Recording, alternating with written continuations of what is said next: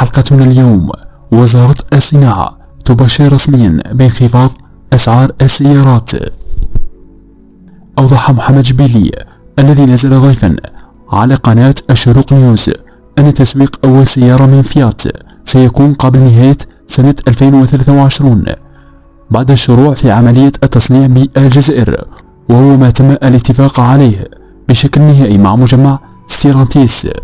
وأكد مدير صناعات الحديد والميكانيك والطيران بوزارة الصناعة محمد جبيلي أن مجمع ستيرانتيس المصنع لعلامة فيات يمكن أن ينتج في المستقبل علامات أخرى بالجزائر على غرار بيجو وسيتروين.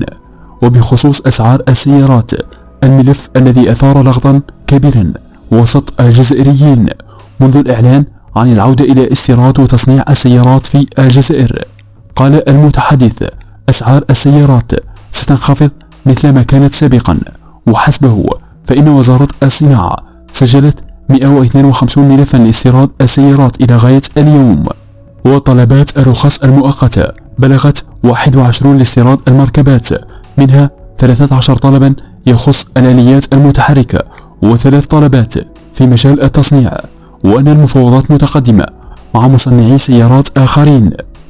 وفي حديثه عن شركة رونو، أكد جبيلي أنها ستنتقل من نشاط التركيب سابقا إلى نشاط التصنيع، حيث من المنتظر أن تقوم بتصنيع سامبول وستيبوي وكليو، ويمكن إضافة موديلات أخرى. لا تنسى الصلاة على رسول الله في تعليق. شارك هذا الموضوع مع أصدقائك ليصل إلى أكثر عدد من المشاهدين.